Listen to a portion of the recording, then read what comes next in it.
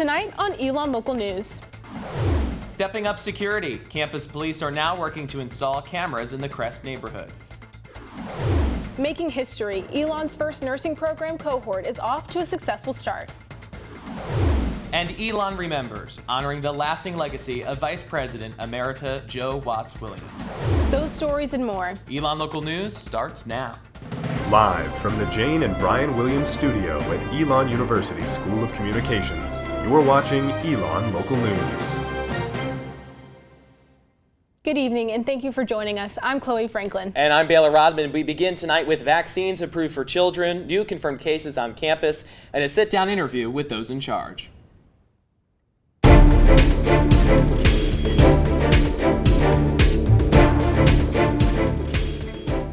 As of today, Elon University reported 33 total active COVID-19 cases on campus.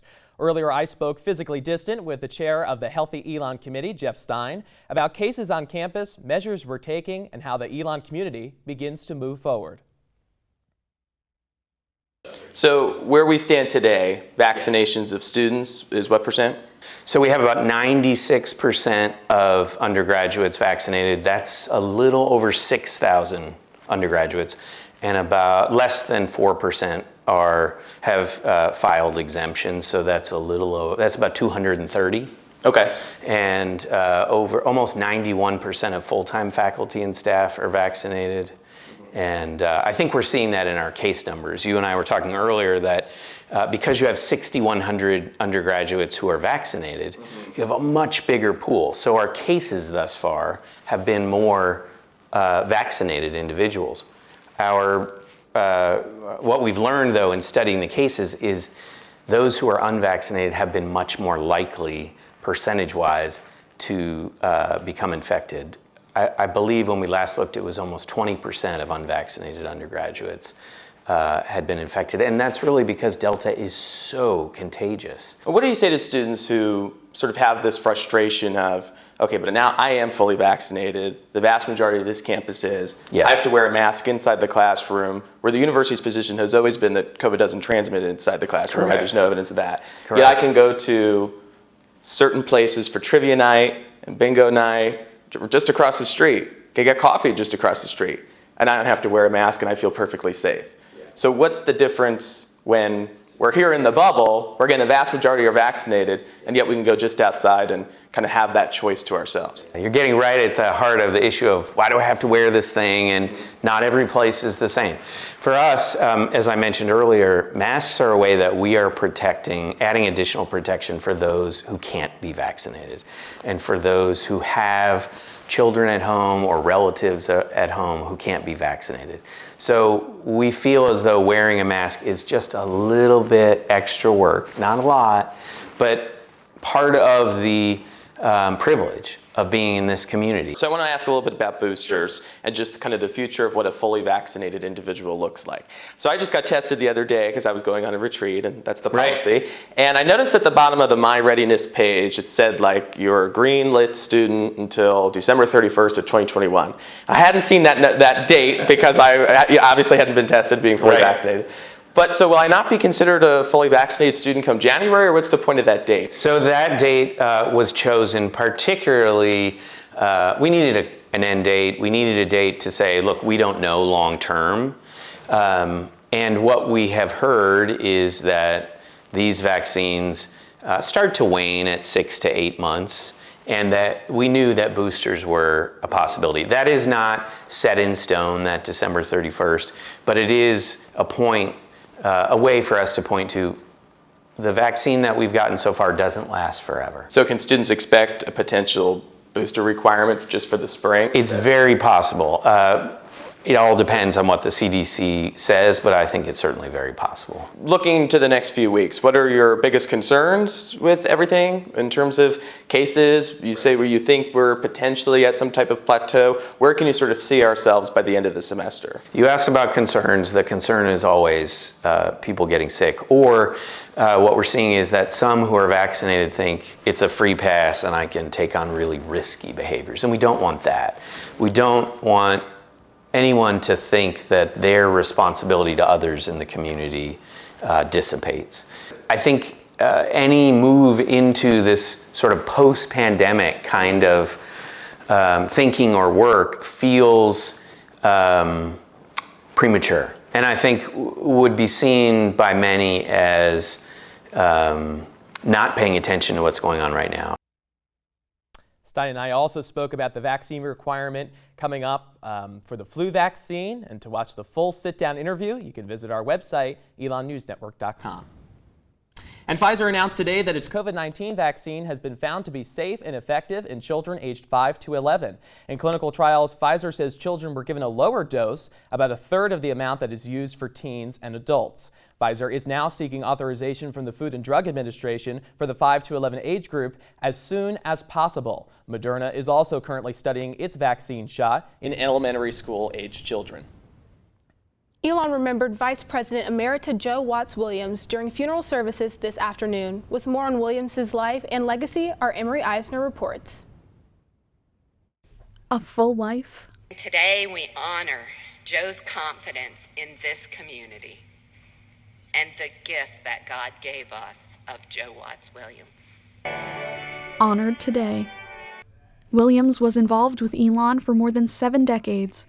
Former Vice President for Student Life and Professor of Education Smith Jackson says their friendship blossomed in the decades since she interviewed him for his job here, and her selflessness never faded. Even in her latter days, when I went to see her, she gave me a gift. She gave me a lucky, I think, and others too, I'm sure, a lucky penny. You know, and just a blessing from her. And so that will stick with me as somebody who just is inspiring. The news of Williams' death came less than 2 months after Elon's School of Education was dedicated in her name. Williams' family donated $10 million to the program, funding permanent scholarships for the school.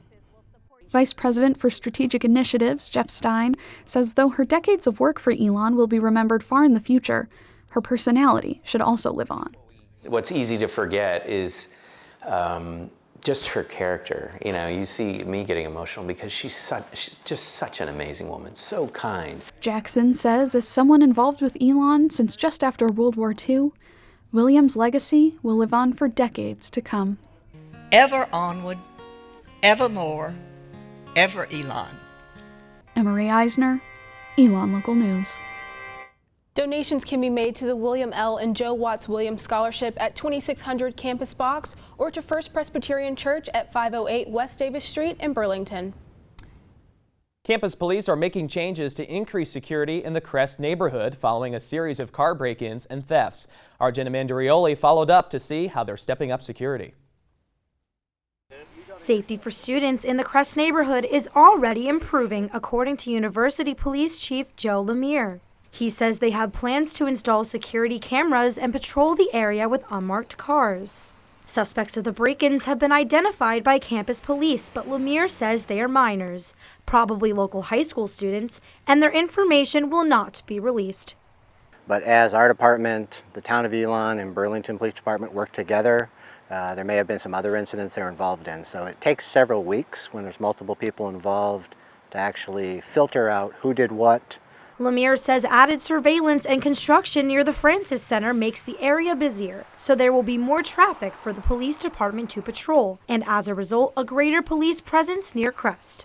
I spoke with University Police, and they're planning on installing these security cameras on the lampposts and telephone poles behind me at the entrance and exit points of Crest neighborhood. They've been in touch with Residence Life and Crest Management. I reached out to Residence Life and Crest Management about these installations and have not heard back. When you get a reputation that you have cameras and a success rate of catching people that do things wrong, it'll become very unattractive for someone to say, let's go there and commit a crime when they know they're going to get caught. While Elon Campus Security is committed to protecting Elon neighborhoods, they still value students' privacy. We want there to be technology, we want there to be safety, but we don't want there to be so much that I don't like living where I live. You know, a heavy police presence is good to feel safe, but you don't want it so heavy that I don't like coming and going from there, or I don't want so much camera security that my every move is watched. So we want to find that balance to make it safe, but not uncomfortable. Jenna Mandarioli, Elon Local News. Lemire hopes to finish installing the new security systems in the next few weeks. It's the first family weekend for many Elon families. We'll hear from parents right after this.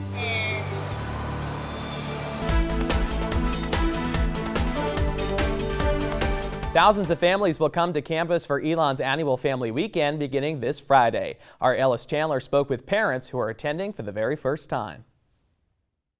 Elon parents are coming from cities like Nashville and Naples to visit their students for the first time since move-in weekend. Lauren Tavy says her freshman son is her oldest, and she's both excited and nervous to visit him. I'm nervous that I am going to have a hard time balancing what I see on the checklist of, oh, we should go to this and we should go to that, with what he maybe is thinking a family weekend should feel like. Tavy says move-in weekend was all about the parents, but this weekend is all about the students. I'm really looking forward now to seeing Elon through Kyle's eyes, because that first weekend, it's not their eyes. They don't even know where their buildings are. You're trying to figure out where to pick up a Phoenix card. And you get it all done, but it still is I got it done. Whew, we survived. I don't think I failed. And then you fly home. And now it's going to be fun to see it from his point of view. Lana Myers has a son who's a sophomore. Even though last year's family weekend festivities were virtual, she says she doesn't feel like she's missed out. Because I don't know what I am missing. So because I don't have another child to compare it with, I don't feel like I've missed anything. It probably makes me anticipate and more excited for what we do get to do. Myers says she hopes nothing gets in the way for those who want to celebrate. So I do hope that everybody is able to get on campus who wants to be there. I hope I hope the kids stay healthy, that there's not any kids that end up having to be quarantined and can't enjoy the weekend with their family. That would be a bummer. Ellis Chandler, Elon Local News. A full calendar of this weekend's events can be found on the Parent Engagement website at elon.edu/parents. Students who are on the wait list for all of this year's winter term programs received an email notification from the Global Education Center that their statuses were changed to withdrawn. Senior Sam Moreland was one of these students on the wait list. When she received the email saying waitlist had closed, she was emotional. This was her last chance to study abroad before she graduates. I cried a little bit. I was like, oh, dang, that really sucks. But I think the worst part was they kept sending me emails about me moving up in the wait list, which was just hard because then I was like number 4 on the wait list and they were like, oops, you're withdrawn. And I was like, oh, okay. Why did you even tell me that I kept moving up if you guys were just I wasn't gonna get it, so. GEC did not respond to Elon News Network's request for the total number of students who were dropped from the wait list.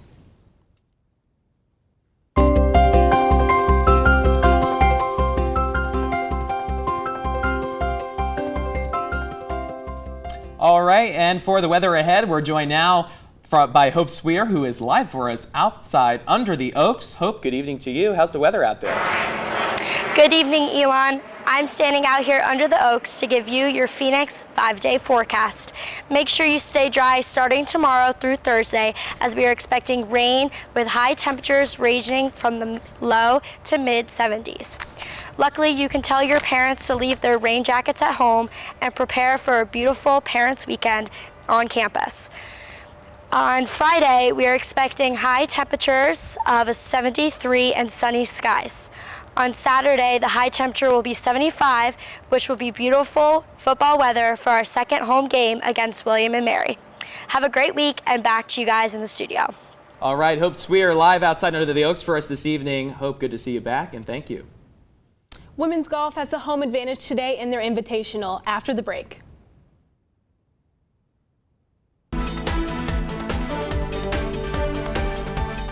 Jason Reynolds, co-author of this year's common reading book, Stamped, Racism, Anti-Racism, and You, is set to give a keynote address to Elon tomorrow evening. The book discusses how deeply embedded racism is in our nation's history, systems, and structures. The address will be streamed tomorrow night at 7:30 p.m. at elon.edu/live. Harris Teeter will be returning to shortened store hours until further notice. This will not just affect the location in Burlington. All 250 stores across the country will now be closing at 9 p.m., which is 2 hours earlier than normal. According to the company, this change is meant to help with staffing, cleaning, and restocking.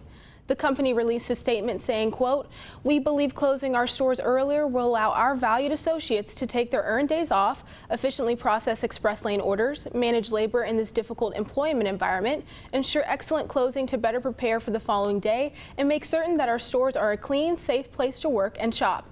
Early shopping hours for seniors and other high-risk groups for the coronavirus will still be in effect from 6 to 8 Monday and Thursday mornings.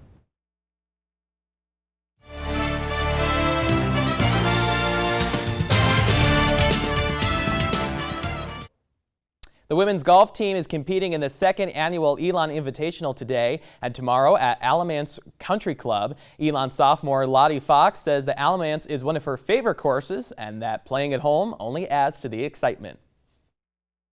Golf isn't really a sport that people come out to like football, but to have an event where people are able to watch us, it's really something special. Completed 36 holes and will play 18 more tomorrow. Fox shot 2 over par for the round and is currently tied for 20th individually. She says the team's goal is to win the tournament. It's a home course. We know the teams that we're playing up against, we can beat them. We've beat them in the past. And we always want to bring home that trophy from our home tournament. So we are in it to win it. The team with the lowest overall score after tomorrow's final round will win the tournament. Elon currently sits in 3rd place. And joining us now is ENN's own sports director, Jacob Kismore. Jacob, thanks for joining us this evening. Absolutely. Thank you for having me. Of course. So not many people know about golf. Could you talk to us a little bit about this week's tournament and, what it means for the team? Absolutely. So this is the team's only home match of the season. This is the 2nd year that they've had it. And it gives a chance for the players' families and some Elon fans to come out and watch the team, which is not necessarily the case in a lot of their other matches throughout the season. Sure. Definitely. So what can we expect for sports coming up this week? It is a busy weekend of sports. It's going to start off on Saturday. We have the football team returning home to play against William and Mary. Both soccer teams will be in action, the men on Saturday night, the women on Sunday afternoon.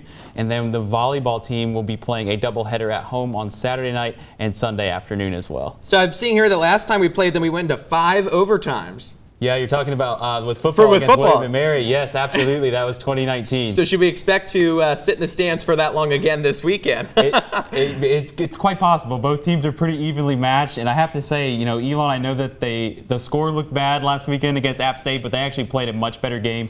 I would expect it to be a very close football game on Saturday. All right. Well, Jacob Kismore, again, Elon's News Network's own sports director. Thanks for joining us this evening, and we will follow up with you next week. We're watching Elon Local News.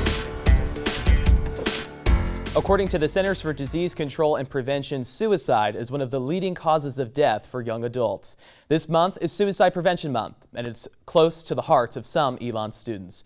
Our Anne-Marie Bonner talked to students who remember someone the Elon community lost last year. Paris Taliadoris remembers his best friend James as happy, energetic, and outgoing. James Markley died by suicide earlier this year, and since then Taliadoris has been advocating for mental health. He says discussing mental health is common for him, but after James died, it took a new meaning. It's so hard to talk about suicide. Every time I talk to someone about it, they'll start whispering or something, and I hate that because it shouldn't be stigmatized. Taliadoris works for Nate's Cookies, a student-run business James was supposed to be a part of before he died. They donate part of their earnings to suicide prevention and awareness, which founder Nathan Moskowitz says he uses to advocate for mental health.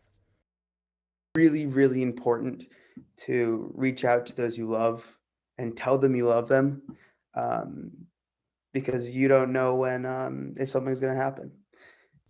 Taliadoris' goal is to finish college, since he promised James he would help him graduate when they first met. I made a vow to myself to help this kid graduate, and when he died, I was just like, well, how do I failed this promise to myself. How do I uphold this promise now? So I transferred that promise to me completing college, me graduating. When he stopped focusing on the uncertainties that come with grief, he found comfort in knowing that if he were more available that day, he could have saved his life. That if I was home, he'd still be around today. I could have done something. And everyone's telling me, you shouldn't be thinking like that. But it actually helped me overcome the what-if questions and put an end to it. Club Rugby president CORNELIUS was James's teammate and wants to make sure his story is forever remembered.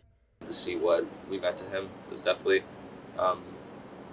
really impactful, and kind of helped and kind of made me realize, you know, being the next president and leader of the team, that I needed to, this needed to be something that wasn't forgotten about. Anne-Marie Bonner, Elon Local News. Any of the numbers that you are seeing now on your screen are available for 24/7 support. 34 undergraduate students are making history as members of the first ever nursing program cohort at Elon. Erin Poole is one of 3 sophomores who transferred into the program. She's excited about the new program and is confident in the school's capabilities. They're like credentials.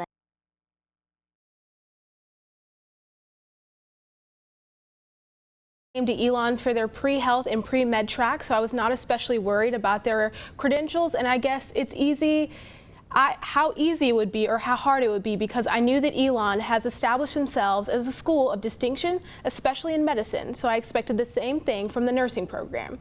Nursing Department Chair Dr. Tiffany Morris said the popularity of the program has exceeded her expectations. She says it's more important now because of the pandemic. That are committed to that type of calling. And so Elon has done its due diligence, and what I say, part of this mission to produce more nurses and more nursing leaders, especially with the accelerated program, because in 16 months we'll be graduating a brand new cohort of nurses. The university's nursing program partners with the Open Door Clinic of Alamance County, where students plan to volunteer next fall. Well, that's all the news we have for you this evening. Thanks so much for joining us. For all the news you need to know when we're not on air, visit our website, elonnewsnetwork.com. And be sure to follow us on social media, always at Elon News Network. We'll see you back here Thursday morning at 10 a.m. Eastern for another edition of ELN Morning. Have a great week, Elon.